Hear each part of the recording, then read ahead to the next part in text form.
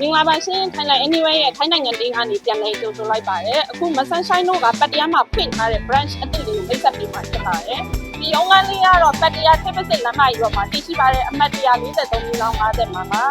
အခုမဆန်ဆိုင်တို့အထဲလေးကရုံးခန်းလေးကိုလိုက်ပြီးတော့ပြသပေးပါမယ်နော်ပတ်တရားရဲ့ရုံးခန်းအသစ်လေးဖြစ်ပါတယ်ဒီရုံးခန်းလေးကိုဆိုရင်တော့ match လ1ရက်နေ့မှာစပြီးတော့ဖွင့်မှာဖြစ်ပါတယ်ရှင်အဲ့ဒါတော့အားလုံးကိုလည်းဖိတ်ခေါ်ပါတယ်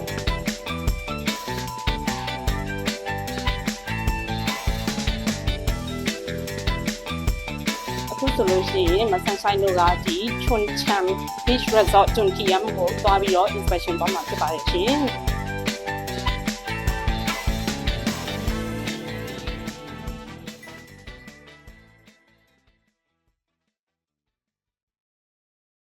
အခုဆိုမဆန်ဆိုင်တို့ဖတ်တရားဂျွန်ကီယမ်မှာရှိတဲ့ချွန်ချမ် beach resort ကိုတော့ရောက်ရှိလို့လာပါပြီအထဲထဲမှာသွားပြီးတော့မီတာနဲ့တစ်ချက်မိတ်ဆက်ပေးပါမယ်ရှင်တောင်းပါမယ်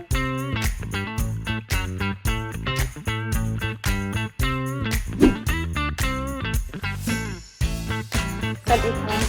สวัสดีค่ะ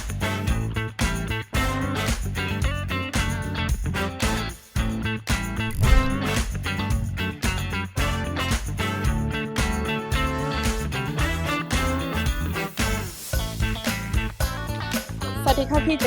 อาจารย์สวัสดีค่ะสวัสดีครับผู้ช่วยการผู้ช่วยเป็นเซลล์แมเนเจอร์ของโรงแรมชนจันทร์พัทยาบีชรีสอร์ทนะครับยินดีต้อนรับทุกท่านสู่โรงแรมชนจันทร์พัทยาบีชรีสอร์ทครับจากนี้เดี๋ยวเราไปเยี่ยมชมโรงแรมนะครับแล้วก็เยี่ยมชมห้องพักของทางโรงแรมนะครับเชิญครับขอบคุณค่ะพี่โจอาจารย์สวัสดีค่ะโอเคအခုမဆိုင်ဆိုင်တို့ဒီမှာနေတာနဲ့ဒီလိုပေါ့နော်ဟိုတယ်မှာရှိတဲ့အခန်းလေးတွေဖတ်တော့ခိုင်းပြီးခုကြောင်းပြီးတော့စရနေနေလိုက်တော့ရှင်းပြပေးကြရမယ်ရှင်မင်္ဂလာပါရှင်အရင်ဦးဆုံးဒီဗီဒီယိုလေးကိုအဆုံးကြီးကြည့်ရှုပေးဖို့တောင်းဆိုချင်ပါတယ်နော်ပထမဆုံးအနေနဲ့ထိုင်လိုက် anyway ရဲ့ရုံးခန်းလေးတွေနဲ့ဒီလိုမိတ်ဆက်ပေးပါရစေထိုင်လိုက် anyway ရဲ့ရုံးခန်းလေးတွေကတော့ဖန်ကောင်းရန်ကုန်နဲ့ခန်းလေးမှာတည်ရှိနေတာဖြစ်ပါတယ်နော်ထိုင်လိုက် anyway ကုမ္ပဏီအနေနဲ့ထိုင်းနိုင်ငံတမန်တလျားမှာရှိတဲ့ hotel ဝင်းကြီးလက်မှတ်ပေါင်းစုစုပေါင်း200ကျော်နဲ့ဒါရိုက်ပါနာရယူပြီးသားလည်းဖြစ်ပါတယ်ရှင်ထိုင်လိုက် anyway ရဲ့ website လေးမှာလည်းဝင်ရောက်ပြီးတော့ product တွေကိုအသေးစိတ်လေ့လာနိုင်ပါတယ်နော်ထိုင်လိုက် anyway ရဲ့ page လေးကို like and follow လေးလုပ်ပြီးဖို့လည်းမမေ့ကြဘူးတောင်းဆိုချင်ပါတယ်ရှင်ထိုင်လိုက် anyway မှာရရှိနိုင်တဲ့ product တွေကတော့ hotel booking ဝန်ဆောင်မှုကောင်းကောင်းဝန်ဆောင်မှုနဲ့ weekly လက်မှတ် flight ticket စတာတွေဖြစ်ပါတယ်နော်ကျေးဇူးတင်ပါတယ်ထိုင်းနိုင်ငံကိုသွားမလို့လား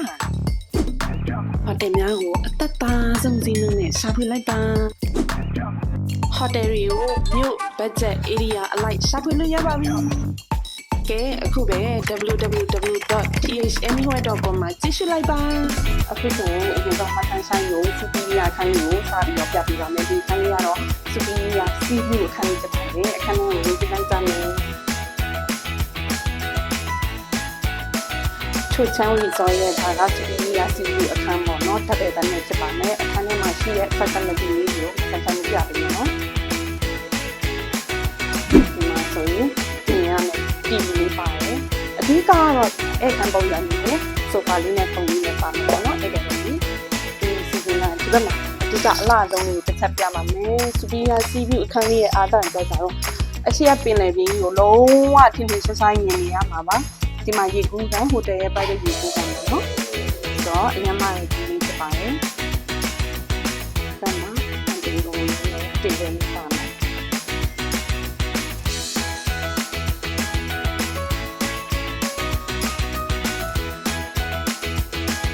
ဒီမှာဆိုလို့ရှိရင်အဝတ်ထည်တွေလေးပေါ့နော်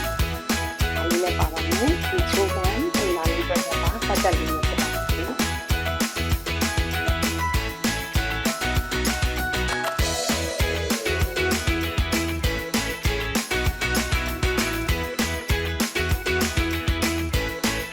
အခုမဆန်ဆိုင်ကိုဆက်ပြီးတော့မှ superior sea view အခန်းလေးကိုလိုက်ပြီးတော့ဆက်ပြရအောင်ရှင်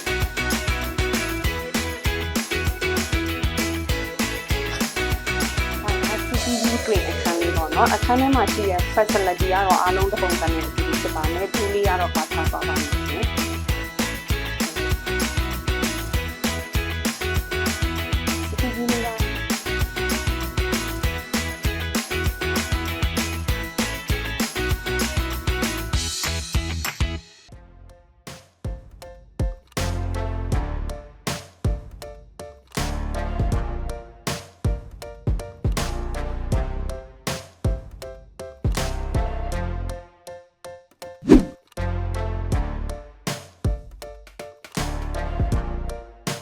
ဒါကတော့ Dallas CU အခန်းလေးပေါ့နော်ဒီဟာသူက29လွှာရဲ့အထက်ကနေစပြီးတော့ Dallas ခန်းကြီးကစရှိပါတယ်အဆိုင်ဆိုင်တို့ထဲထဲကိုလောက်ကြည့်ရော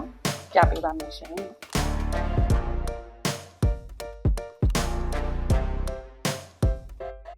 သူကကြတော့ superior အခန်းထက်ဆိုင်ရဲ့အခန်းအကျယ်ဝန်းလေးရဲ့ဖွဲ့စည်းတည်ဆောက်ပုံလေးရဲ့နည်းနည်းလေးကွာခြားသွားမယ်ပေါ့နော်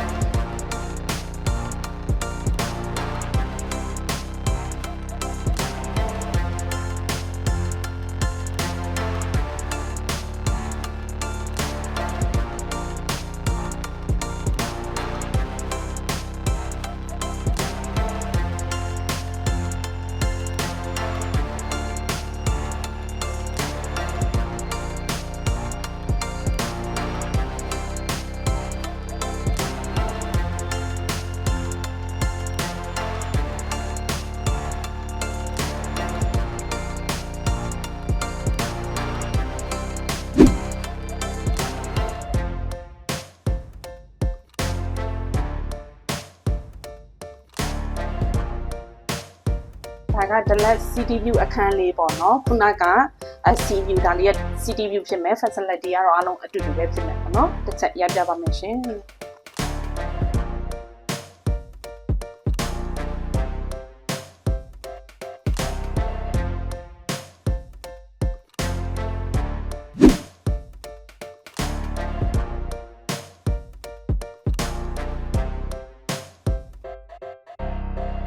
အားလုံးဒီချိုချမ်းဝင်စောမှာဆိုလို့ရှိရင်စုစုပေါင်းဒီအခန်းပေါင်း6ခန်းရှိရပါတော့။ဒါမှမဟုတ်ကအသေးလေးတွေစပြီးတော့ပြပေးမှာပါတယ်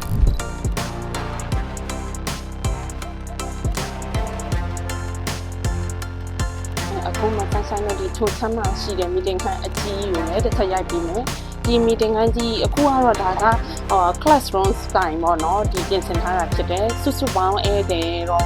အယောက်250အထိ seminary meeting လေးဒီမှာလုပ်လို့ရမှာဖြစ်ပါတယ်။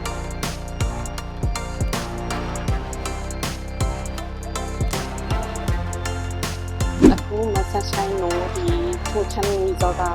ဒီ breakfast dining hall နဲ့ပေါ့နော် bakery နေရာလေးနဲ့ light ပြပြီးဖြစ်ပါတယ်။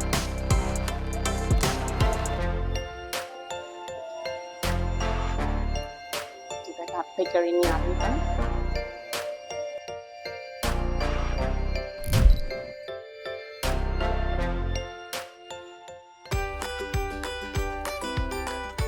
ဟုတ်အခုမဆက်ဆိုင်တို့ထပ်ပြီးတော့ဒီချိုချမ်းရီဇောင်းမှာရှိတဲ့ရေကူးကန်လေးကိုလိုက်ပြီးပြပေးမယ်နော်ရေကူးကန်လေးစီသွားကြမယ်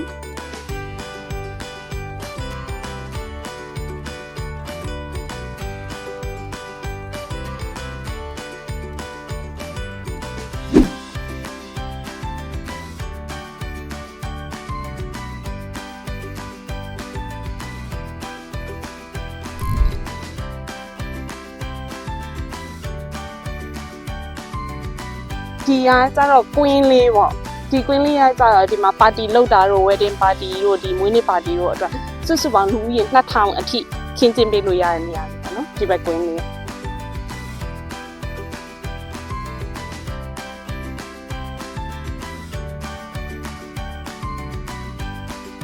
အခုမဆက်ဆိုင်လို့နောက်ပိတ်ဆုံးလေးနဲ့ပေါ့နော်ဒီ fitness center လေးပါချွန်ချမ်းရီဇော်ရဲ့ fitness center လေးတွေကိုလည်းလိုက်ပြီးပြပေးပါမယ်